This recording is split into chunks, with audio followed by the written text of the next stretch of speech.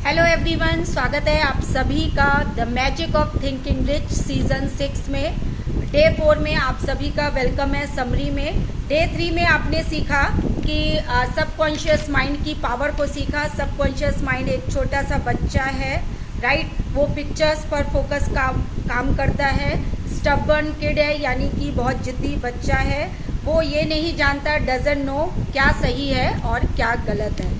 और subconscious mind में हमारा जो है ग्रेट कनेक्शन मेकिंग मशीन है। इसमें सबकॉन्शियस माइंड में इस तरह से आपने सीखा, you can not destroy old connection but you can always create new connection, right. अब आप बात करते हैं डे 4 में। डे 4 में सर ने, भूपेंद्र सिंह राठौर सर ने, BSR सर ने लॉ ऑफ अट्रैक्शन के ऊपर बात की है।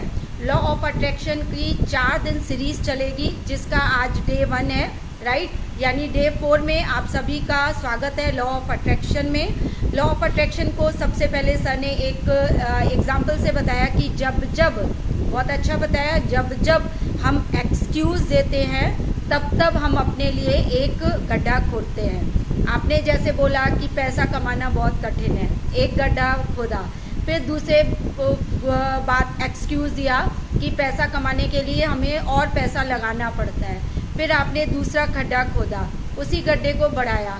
पैसा बहुत मेहनत करने से आता है, उसी गड्ढे को और बढ़ाया। कहने का तात्पर्य यह है कि जब आप एक्सक्यूज़ देते हैं तब आप अपने लिए एक गड्ढा जो है गहरा करते जाते हैं। और एक दिन ऐसा आता है कि उस गड्ढे में हम जा कर के सो जाते हैं, राइट। यानी कि हम अपनी ही थिंकिंग से उस चीज़ को बहुत ही हाइप क्रिएट कर लेते हैं, उस चीज़ को बहुत बड़ा बना लेते हैं कि हमारे लिए वो इम्पॉसिबल हो जाता है। तो उसी के ऊपर लॉ ऑफ अट्रैक्शन के ऊपर 4 सेशन चलेंगे, राइट। तो आज का जो पहला सेशन रहेगा, सर ने स्टार्टिंग की, मौज लो रोज लो, न मिले तो खोज लो। मौज लो रोज लो, न मिले तो खोज लो। यानी कि आपको हर दिन इंजॉयमेंट के साथ रहना है और डेली रहना है। और अगर आपको लगता है कि मुझे समझ नहीं आ रहा है कि कहाँ से मैं अपने आप को हैप्पी रखूँ, तो उसको खोज लो। बहुत अच्छा कोटेशन है, फिर रिपीट करते हैं, मौज लो रोज लो, न मिले तो खोज लो। चलिए तो स्टार्टिंग करते हैं आज के लॉ ऑफ अट्रैक्शन की। सबसे पहले सर ने हमें बताया कि आप जो है गॉड है, यानी कि you are a generator, you are a organizer और यू आर अ डिस्ट्रॉयर। आप जनरेट भी कर सकते हैं किसी भी चीज़ को, ऑर्गेनाइज भी कर सकते हैं और डिस्ट्रॉय भी कर सकते हैं। गॉड का फुल फॉर्म सर ने बताया। इस गॉड के ऊपर ही उन्होंने एक बहुत ही फैंटास्टिक स्टोरी शेयर की, तभी आप कोरिलेट कर पाएंगे कि आप कैसे उस ईश्वर का अंश है, उस गॉड का आप एक हिस्सा है। सर ने स्टोरी बताई कि जब ईश्वर ने सबसे पहले देखिए अपने एटमॉस्फेयर को बनाया, फिर उसके बाद पेड़ पौधे बनाए, फिर उनके साथ वो रहने लगा ईश्वर। समझिएगा इस स्टोरी के कॉन्सेप्ट को, बहुत ही अच्छा मुझे लगा।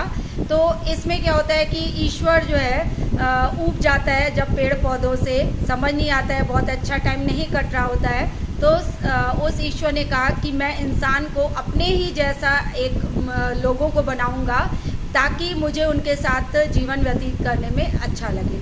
तो एज इट इज़ अपने जैसा, यानी कि हम सभी को इंसानों को बनाया और उसके साथ साथ उसमें इंसानों में इंटेलिजेंसी भी दे दी, उनको खुद का दिमाग भी दे दिया, ताकि वो जो है अब मुझे कोई परेशान भी नहीं करेगा और मैं अच्छे से जीवन व्यतीत करूँगा।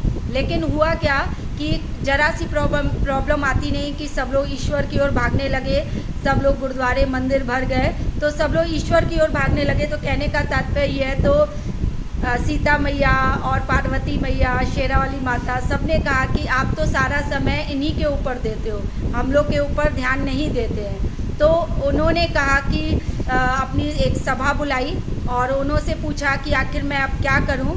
इधर ये लोग कह रहे हैं कि मुझे समय नहीं देते हो, पूरा समय इंसानों के ऊपर ही जा रहा है। तो उनके जो सभा में लोग आए, उनके जो बड़े बड़े थे वो विद्वानों ने कहा कि आप ऐसा करो, आप हिमालय पे रहने लग जाओ, तो वहाँ आपके पास कोई नहीं पहुँचेगा। तो लेकिन आपको पता है बद्रीनाथ, केदारनाथ, सब जगह हम सब पहुँचने लगे। तो उन्होंने कहा आप चांद पर रहने चले जाइए, तो इंसान चांद पर भी पहुँच गया। तो कहने का तात्पर्य ये है कि फिर उन्होंने क्या कहते हैं, फिर उनको लगा कि अब क्या किया जाए। तो नारद मुनि, आपको पता है कि वो इंसानों के साथ रहते हैं, तो नारद मुनि ने कहा कि मैं इंसानों की एक कमजोरी जानता हूँ, वहाँ पे आप को वो नहीं पकड़ पाएंगे। वो जब भी कोई परेशानी आती है तो वो सामने वाले को बोलते हैं, अपने परिवार वाले को बोलते हैं, आपसे बोलते हैं, लेकिन अपने आप को कभी परेशानी शेयर नहीं करते हैं। तो अगर आप उनके अंदर चले जाओ, ईश्वर के इंसान के अंदर जाकर बैठ जाओ, तो वो आपको कभी खोज नहीं पाएंगे। और ये सत्य है कि ईश्वर हम सभी के अंदर है। तो ईश्वर ने क्या किया कि अपने को सुरक्षित रखने के लिए वो इंसानों के अंदर ही चला गया, राइट। और ये सत्य बात है कि ईश्वर जो है हमारे अंदर है, हम ईश्वर के अंश हैं, और हम जो है अपनी परेशानी, समझिएगा, पूरी यूनिवर्स में ढूंढते हैं, इधर उधर सब चीज़ ढूंढते हैं, लेकिन अपने आप को हम पहचान नहीं पाते हैं। हम कौन हैं? हम गॉड हैं। हम कौन है? You are born to win. आप भगवान नहीं है, लेकिन भगवान का एक अंश जरूर है। इसलिए कहा गया you are a generator, you are a organizer and you are a destroyer, right. अब बात करते हैं कि लॉ ऑफ अट्रैक्शन की।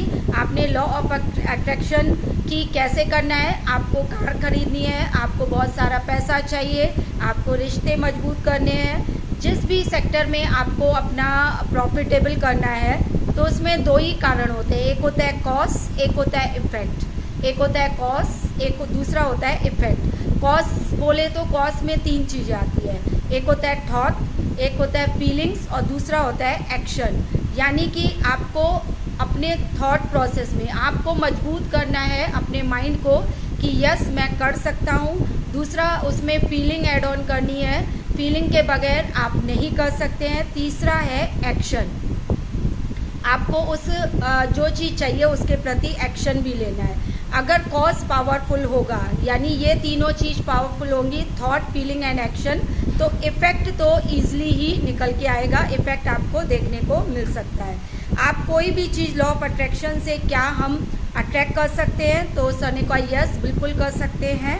आपको 1 CR चाहिए, 1 लाख चाहिए, जितना भी चाहिए, आप 0 पे है अभी और आपको 1 लाख पर मंथ चाहिए, तो आप कर सकते हैं। इसके लिए इन तीनों चीज़ों को ध्यान में रखना पड़ेगा, थॉट, फीलिंग एंड एक्शन। आप मनी अट्रैक्ट करना चाहते हैं, राइट, तो रूल सिंपल है। एक्सचेंज करने के लिए आपको उतने ही एक्सचेंज की आपको बराबर की एनर्जी चाहिए, समझिएगा। आपको चाहिए पैसा और आपके बॉडी की एनर्जी क्या है, बिल्कुल 0 है, नेगेटिव है, माइनस है, या फिर आप कहें कि उतनी एनर्जी नहीं है जितना पैसा चाहिए। आपको 10,000 चाहिए, 20,000, 1 लाख, 2 लाख, 1 करोड़, लेकिन आपको उतनी हाई एनर्जी तक जाना पड़ेगा। अब हमें एनर्जी कैसे मिलेगी? उसके लिए हमें अपनी फिजिकल एनर्जी बढ़ानी चाहिए। फिजिकल एनर्जी किन किन चीज़ों से बढ़ती है? आपकी स्माइलिंग से बढ़ेगी। और सबसे मेन सीक्रेट सर ने बताया कि सीक्रेट ऑफ एनर्जी होता है मूवमेंट इन द मसल्स। आपकी बॉडी में, जैसे सर कहते हैं shake your mind, shake your body, तो इस तरह से हमें अब क्या करना है, अपने मसल्स को मूवमेंट करना है, यानी मूवमेंट में लाना है। तो ये बहुत सीक्रेट है एनर्जी का।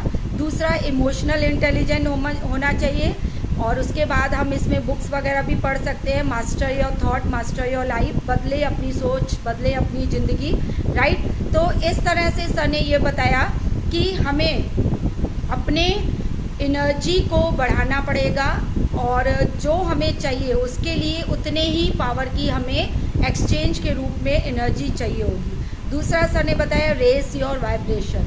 आपको अपने वाइब्रेशंस को भी रेस करना पड़ेगा।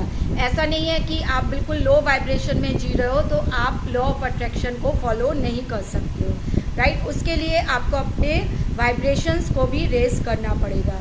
देयर आर नो इंसिडेंट्स, कोई इत्तेफाक नहीं होता है। अभी आप मेरा ये सेशन देख रहे हैं, ये इत्तेफाक नहीं है, आपने इसको अट्रैक्ट किया है।